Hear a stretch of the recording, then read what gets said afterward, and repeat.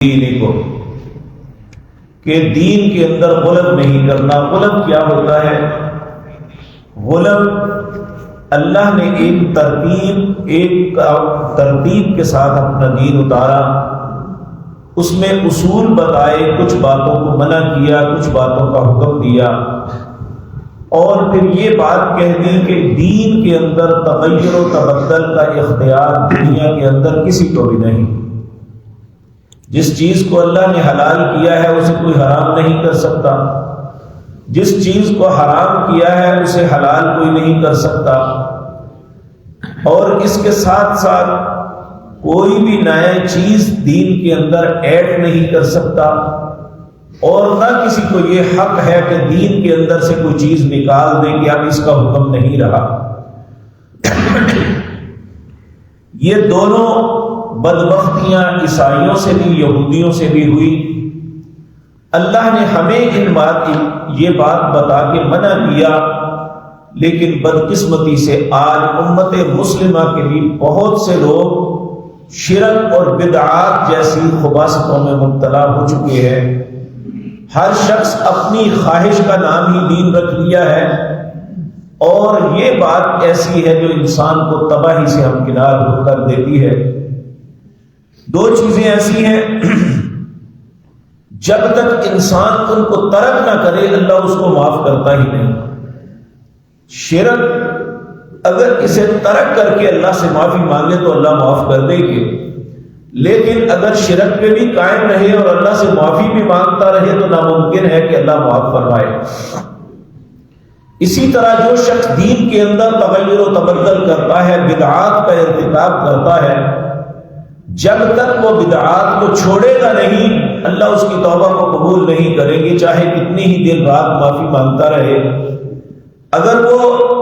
اصل دین جو خالص ہے اس پہ عمل نہیں کرے گا تو ایسے شخص کی کسی بات کو اللہ قبول نہیں فرماتے۔ اللہ ہم سب پر رحم فرمائے۔ تو اللہ رب العزت فرماتے ہیں، قل اے پیغمبر فرما دیجیے، یا اہل الکتاب، اے اہل کتاب، لا تغلوا فی دینکم، دین کے اندر غلط نہ کرنا، غیر الحق، یہ تمہارا حق نہیں ہے، ولا تتبعوا اہواء قوم، تم اتباع نہ کرنا ایسی قوم کی جو اپنی خواہشوں پہ چلتی ہے۔ قد ضلوا من قبل، اس سے پہلے وہ گمراہ ہو گئے، وَأَضَلُّوا كَثِيرًا، اور بہت ہی زیادہ گمراہ ہوئے، وَضَلُّوا عَنْ سَوَاءِ السَّبِيلِ، اور وہ گمراہ ہو گئے سیدھے رستے سے۔ نبی کریم صلی اللہ علیہ وسلم، امام ابن کثیر رحمۃ اللہ علیہ ابن ابی حاتم سے ایک روایت لائے ہیں کہ نبی کریم صلی اللہ علیہ وسلم نے کہا، پہلی امتوں میں ایک عالم دین، لوگ اس پہ بڑا اعتماد کرتے تھے، شیطان نے اس کے ذہن میں بہکاوا ڈالا کہ بھائی تم بھی مکھی پہ مکھی مارو گے، کوئی نئی چیز لوگوں کو بتاؤ۔ اس نے عبادت کا ایک طریقہ اپنے پاس سے ایجاد کیا اور لوگوں کو کہا یہ اس طرح کیا کرو۔ لوگ چونکہ اس پہ اعتماد کرتے تھے، لوگوں نے بھی کرنا شروع کر دیا،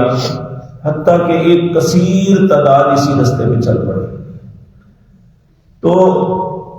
کچھ مدت کے بعد اس کے ضمیر نے ملامت کی کہ لوگ تو اسے عبادت سمجھ کے، اللہ کا حکم سمجھ کے کر رہے ہیں، جبکہ نہ یہ اللہ کا حکم ہے اور نہ ہی اس کے رسول نے یہ فرمایا۔ یہ بات تو میں نے گھڑی تھی، دل میں خیال آیا اور رات کو کھڑا ہو گیا اللہ کی بارگاہ میں، گڑ گڑا کے معافی مانگنے لگا۔ تو جب وہ سویا اس خواب کے اندر اسے آیا، اگر معاملہ صرف تیرا اکیلے کا ہوتا تو میں تجھے معاف کر دیتا،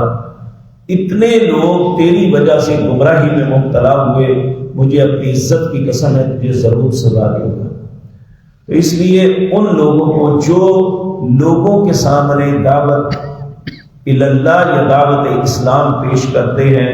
انہیں بڑا محتاط انداز اختیار کرنا چاہیے کہ اگر انہوں نے لوگوں کے سامنے کوئی جھوٹ رکھا اور لوگ اس جھوٹ پہ چل پڑے تو جہاں انہیں اس جھوٹ کا خمیازہ بھگتنا پڑے گا، ان سب کا گناہ اس کے سر پہ بھی لادا جائے گا جس نے انہیں مس گائیڈ کیا یا غلط رستے کا انتخاب کر کے اس پہ چلانے کی کوشش کی۔ تو اللہ رب العزت فرماتے ہیں جب یہ اپنی حرکتوں سے باز نہ آئے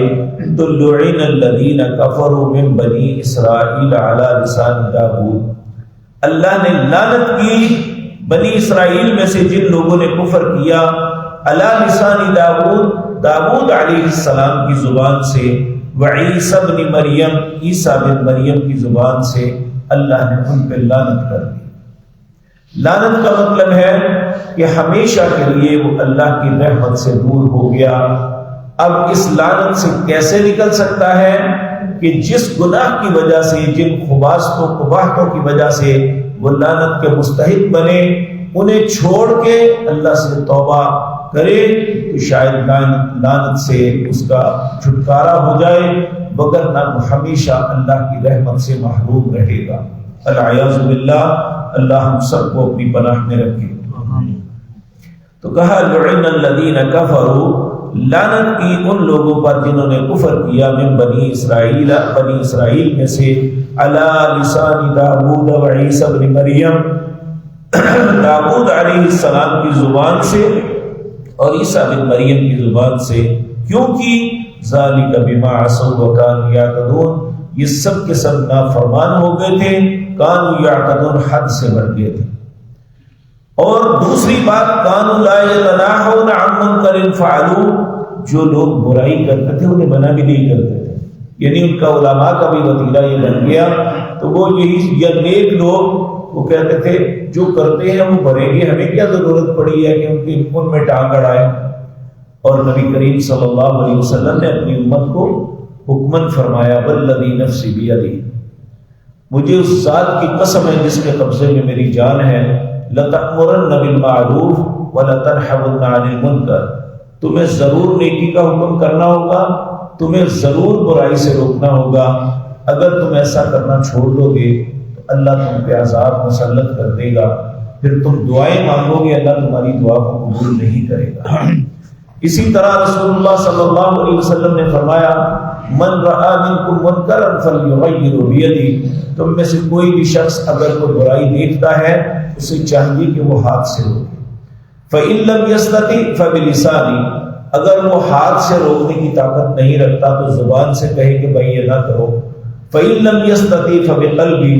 اگر وہ زبان سے بھی طاقت نہیں رکھتا تو دل سے برا جانے، وذالک اضعف الایمان، یہ ایمان کا سب سے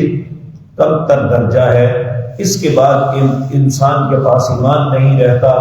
اگر وہ اسی روش کو اپنائے کہ مجھے کیا جو کریں گے وہ بھریں گے، بلکہ حکم کیا ہے،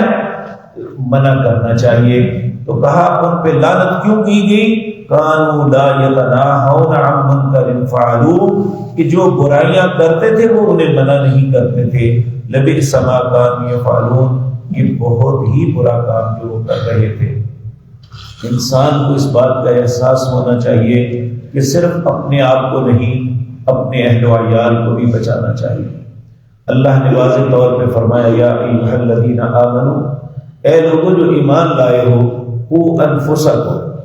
نارا، اپنے آپ کو اور اپنے اہل و عیال کو آگ سے بچاؤ، قوا انفسکم واہلیکم نارا وقودھا الناس والحجارہ، جس آگ کا ایندھن ہی پتھر اور انسان ہے۔ یعنی آج آگ جلانی ہو تو کیا لکڑیاں یا گیس یا تیل یہ ڈالتے ہیں تاکہ آگ جلے، جہنم کی آگ ایسی ہے، اللہ ہم سب کو اپنی پناہ میں رکھے۔ وہ پتھر ڈالے تب بھی بھڑکتی ہے، انسان کو ڈالا جائے گا تب بھی بھڑکے گی۔ اللہ ہم سب پہ رحم فرمائے، ہمیں جہنم کے عذابوں سے محفوظ رکھے، اس سے پہلے توبہ کی توفیق دے۔ اقول قولی ھذا واستغفر اللہ۔